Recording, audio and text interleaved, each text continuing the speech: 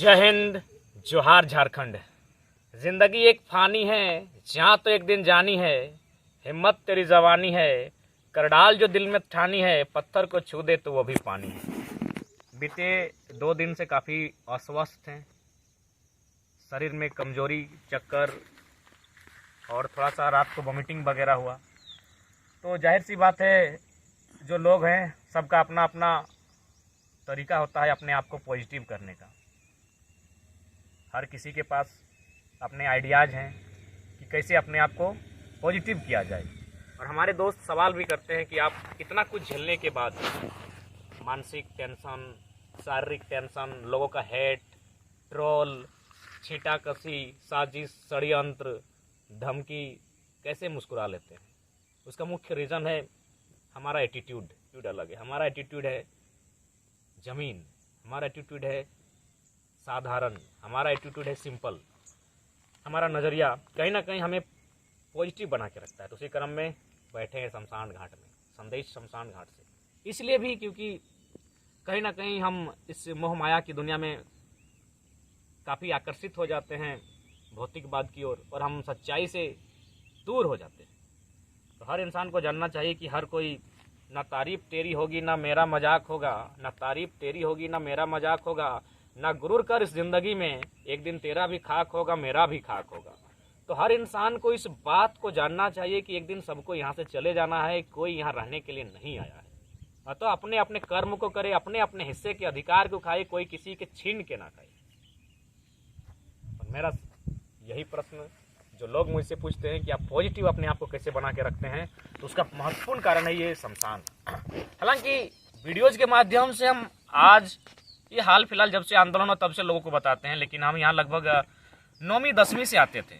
आने का कारण क्या था वो आपको बताना चाहेंगे, क्योंकि हमको पता था कि जो शमशान की जो अंतिम संस्कार की प्रक्रिया होती है, विधि विधान होता है, उसमें लोग यहाँ कुछ पैसा भी छीट के जाते हैं। तो हमको ध्यान रहता था, तो जब भी कुछ बचपन में गेंद वगैरह का चंदा देना, उस समय याद कीजिए खन्ना सुपर का बोल हम लोग चंदा देते थे, 2 रुपया 3 रुपये का चंदा।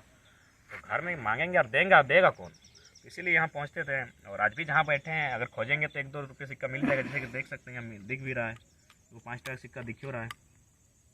और इस सिक्का को ले जाएंगे घर, इस तरह मिलेगा, 4-5 को मिल जाएगा। तो इसी क्रम में बचपन में इन्हीं सिक्कों को एकत्रित करने के लिए चुपचाप अकेले आते थे, क्योंकि किसको बता गाइएगा कि हम शमशान जा रहे हैं पैसा चुनने, गाली भी देगा आपसे और मैंने बोलेगा है छी कैसन किधर लगो।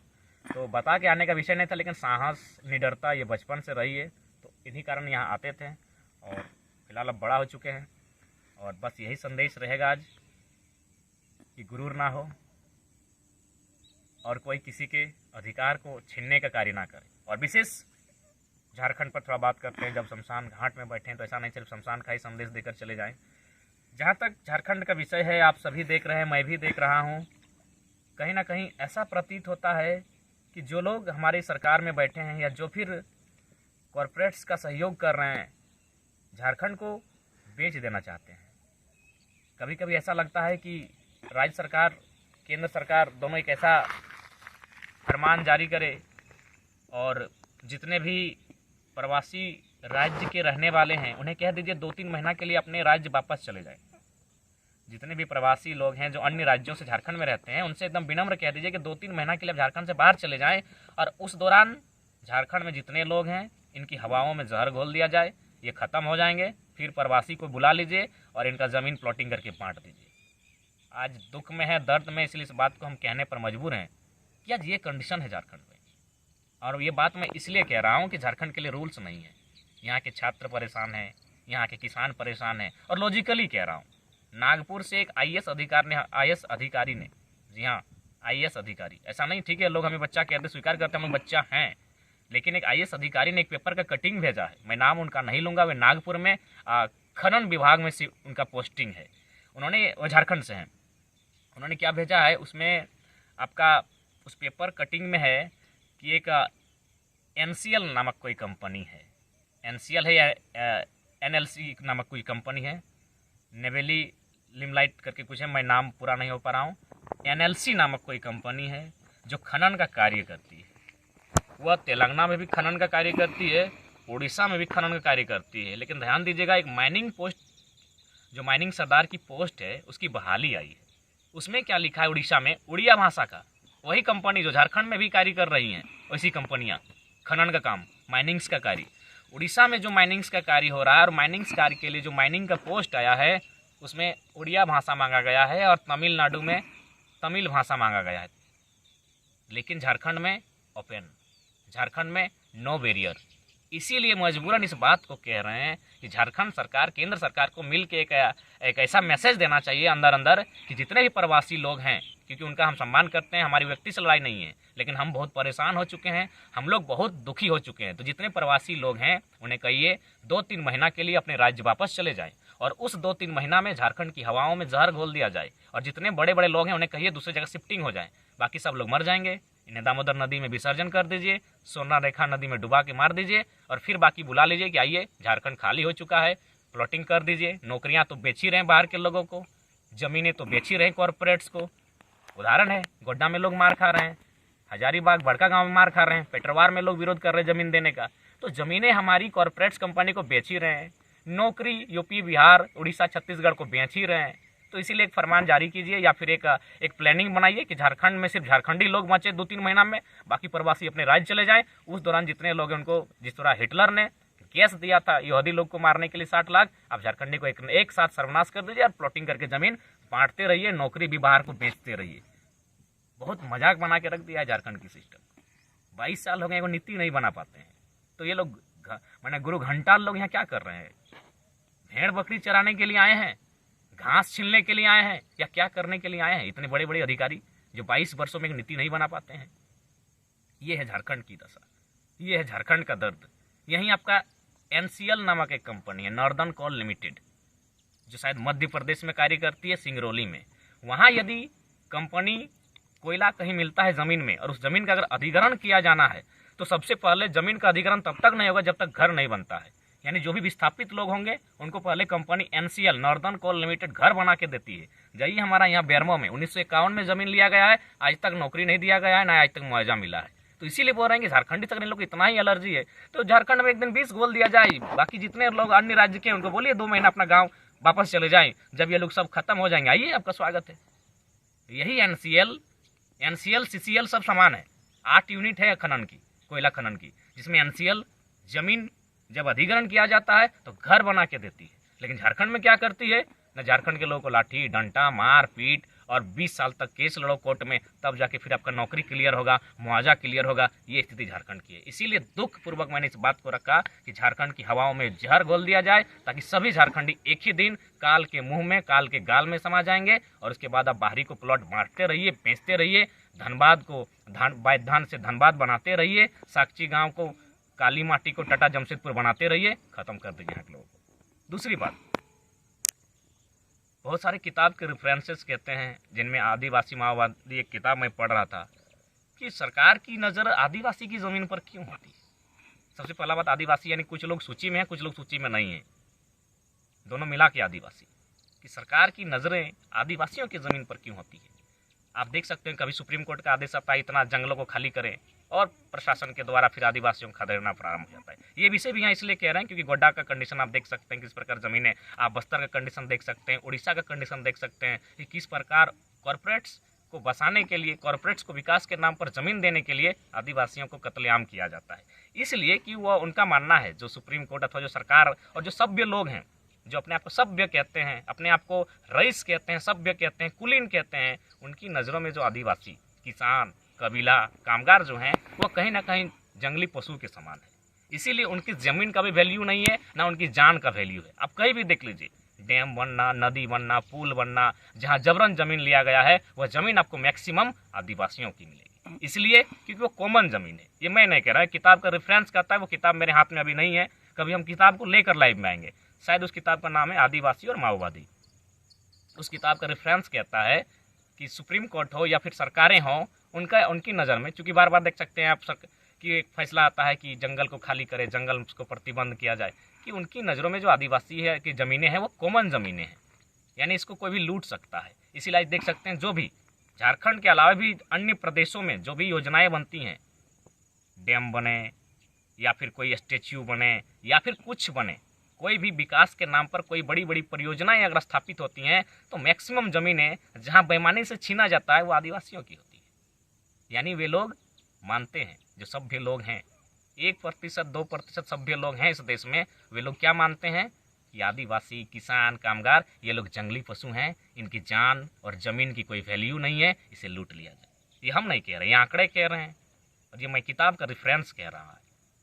ये उनकी नज़र में ये मानसिकता है और ये आप प्रमाणित भी कर रहे हैं।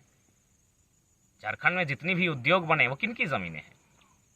झारखंड में जितने भी उद्योग की स्थापना हुई, टाटा जमशेदपुर हो, हिंडाल्को हो, HEC हो या धनबाद हो या बोकारो हो, किनकी है? हाँ, कुछ आज सूची में नहीं आदिवासियों की, लेकिन है किनकी कुल मिलाकर? महत्वपूर्ण और मैक्सिमम ज़मीनें आदिवासियों। क्यों? न वो लोगों की नज़रों में, रईसों की नज़र में कॉमन ज़मीन है। जो लोग उस ज़मीन के धारक हैं उनके जान और जीवन की कोई वैल्यू नहीं है। ये हम नहीं कह रहे हैं। बाकी जो अन्य प्रदेश से आए हैं उनका एक बित्ता ज़मीन नहीं गया है तो वे तो दलाली करेंगे ही, वे तो कंपनियों का पक्ष लेंगे ही, वे तो विकास को समर्थक बनेंगे ही। आप उनके साथ चर्चा कीजिए कि इन उद्योग ने, इन माइनिंग्स ने इन राज्य के लोगों को, खासकर आदिवासियों को क्या दिया। यहाँ के जो मूल खुदकट्टी, भूईफट, उनको क्या दिया। इतनी बड़ी बड़ी योजनाएं, इतनी बड़ी बड़ी परियोजनाएं, और अभी भी ऐसा नहीं कि 50 साल पहले जब हमारे लोग कमज़ोर थे, शिक्षित नहीं थे, तब हमारी ज़मीनों का अधिग्रहण किया गया। आज भी देखिए कई मुद्दे सामने आए। पेट्रोवार आया, यहीं गोड्डा आपके सामने होगा, वहाँ कोई महान शख्स बिजली को उत्पादन कर रहा है। महान शख्स ही कहेंगे भाई, क्योंकि महान देश के महान हस्तियों की छत्र छाया में है। 1600 मेगावाट का बिजली उत्पादन होता है और सारा का सारा बांग्लादेश को बेचा जाता है। ज़मीनें हमारी अभी जबरन ली जाएगी, मार पीट के ली जाएगी, छीन के ली जाएगी, लेकिन उसके बाद वहाँ अगर कुछ बनता है तो उसका लाभ भी हमको नहीं मिलेगा। तो क्या यही कंडीशन होना चाहिए? इसीलिए झारखंडी के लिए यही कहेंगे कि 2 महीना 3 महीना के लिए झारखंड खाली किया जाए। खाली मतलब जितने अन्य राज्यों के हैं उन्हें निवेदन पूर्वक कहिए आप अपने राज्यों में चले जाइए, और उसी बीच हिटलर के तर्ज पर झारखंड के लोगों को खत्म कर दीजिए। ये हम नहीं कह रहे हैं, ये आपकी गंदी गंदे नीतियाँ कह रही हैं, ये आपकी भद्दी भद्दी नीतियाँ कह रही हैं जो राज्य के लेके आती हैं। अब आपकी नीति आ रही है कि स्थानीय भाषा का कोई बैरियर नहीं होगा, तो किसको देंगे वो नौकरियाँ?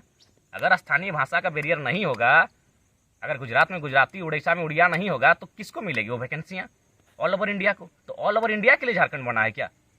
ऑल ओवर इंडिया के लिए झारखंड बना है। अगर ऑल ओवर इंडिया का ही सोचना है तो ऑल ओवर इंडिया को सिर्फ ऑल ओवर इंडिया रखा जाए, कोई स्टेट नहीं होगा, स्टेट का कोई विधानसभा के अलग कोई कानून नहीं होगा, सिर्फ संसद होगी। तो आज इसीलिए कहीं ना कहीं यह राज्य उलगुलान मांग रहा है। जितना जल्दी युवा इस विषय को समझेंगे उतना बेहतर होगा। समय के साथ हम लोग कहीं ना कहीं और सताए जाएंगे।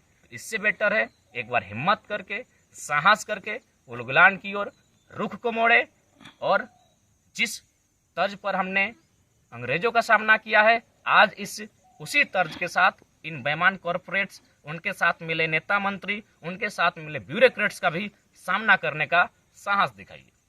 हम हर भाषा का सम्मान करते हैं, लेकिन सबका अपना अपना क्षेत्र है, अतः उसके क्षेत्र में उस भाषा का महत्व है। हमारे झारखंड में जो भी पूजा पासा होंगे, पर्व त्यौहार होंगे, शादी विवाह होंगे, उनमें निवेदन होगा कि जो अतिक्रमणकारी भाषाएं हैं, जो पड़ोसी राज्य से चलकर आई हैं, और खासकर उनमें जो अश्लीलताएं हैं, असभ्यताएं हैं, माताओं बहनों का जिन गीतों के माध्यम से अपमान है, तो प्रयास कीजिए पूजा पासा में वैसे गाने ना बजे डीजे के माध्यम से। और तमाम पूजा समिति, डीजे संचालक, उनसे भी निवेदन होगा। आखिर एक बात बताइए, अश्लीलता कहने का मतलब है उन गीतों में स्त्रियों की अवहेलना की जाती है। तो क्या जो भी पूजा का कार्य होता है उसमें स्त्रियों का रोल नहीं होता है? यदि होता है तो एक बार सोचने का विषय है। और इससे क्या नुकसान होता है कि सरकार को भी लगता है कि उस भाषा, उस अतिक्रमणकारी भाषा को बोलने वाले लोग यहाँ हैं, तो फाइनली वो उसे रिक्रूटमेंट करती है। वो विधानसभा के भीतर जो विधेयक बनता है किसी कंपटीशन एग्जाम के लिए, उसमें देखता है कि ये लोग तो इस भाषा का गीत सुनते हैं, गाते हैं, नाचते हैं, उछलते हैं, कूदते हैं, तो फाइनली उसी भाषा का रिक्रूटमेंट वहाँ किया जाता है कि इस भाषा को तो यहाँ बोला जाता है, वे लोग तो मौका खोजते हैं। इसीलिए निवेदन होगा, ऐसी कोई भाषाओं का जो हमारे राज्य की नहीं है, उन भाषाओं के गीत किसी भी प्रकार के पर्व त्यौहार, पूजा शादी विवाह में ना बजाएं। सबसे विनम्र अपील होगा। इस संदेश शमशान घाट से यही रहेगा कि जो हमारे साथी पूछते हैं कि भाई पॉजिटिविटी का राज क्या है, तो यही कहेंगे हमारे लिए सबसे पॉजिटिव जगह यही है। यहाँ शांत है, ये सुंदर है, ये सौम्य है, ये दुनिया के मोह माया से बहुत दूर है, ये शमशान घाट है। और ये कहानी हमारी 9वीं 10वीं से यहाँ आना, 8वीं 9वीं 10वीं में जब थे उसी समय से यहाँ आते हैं। हालांकि उस समय मोबाइल से नहीं था, जो वीडियो के माध्यम से, और वीडियो बनाने का उद्देश्य नहीं था, लेकिन बहुत सारे साथियों ने पूछा, वे बार बार यही सवाल करते हैं कि इतना कुछ होने के बाद, इतना कुछ झेलने के बाद, इतना साल भर से झेलने के बाद, बर्दाश्त करने के बाद आप हैंडल कैसे कर लेते हैं। तो हैंडल और सिचुएशन को डील करने का रीज़न यही है कि हमारा एटीट्यूड, हमारा बिहेवियर, हमारा नज़रिया थोड़ा सा डिफरेंट है, और डिफरेंट है घाटे शमशान। इसलिए जब भी हताशा, निराशा, सफलता, असफलता, जब भी टेंशन, दुविधा, प्रॉब्लम, दुख अगर मन में, हृदय में उत्पन्न हो, तो याद कीजिएगा संसार से एक दिन सबको ही जाएगा। ये 6 ट्रिलियन वर्ग किलोमीटर में फैला हुआ सूरज भी समाप्त हो जाएगा। 510 वर्ग किलोमीटर में फैली हुई धरती भी समाप्त हो जाएगी। 165 मिलियन वर्ग किलोमीटर में फैला हुआ प्रशांत का महासागर नष्ट हो जाएगा। तो हम और आप कौन हैं? 38 मिलियन वर्ग किलोमीटर में फैला चंद्रमा, उसका अस्तित्व समाप्त हो जाएगा। तो फिर हम और आप कौन हैं? तो इसलिए जब भी टेंशन, जब भी दुविधा, जब भी हताशा, निराशा, उदासी छाए, इस बात को जहन में लाइएगा, यहाँ से सबको जाना है। तो जाना कहाँ है? यहीं जहाँ बैठे हैं, शमशान घाट। 5 रुपया मिला है, किसी को चाहिए तो बोलिएगा। बाकी समय नहीं है कि आज खोजेंगे, ये सामने था इसीलिए उठा लिए हैं। के बाकी सबको जोहार रहेगा। जय झारखंड, जोहार झारखंड।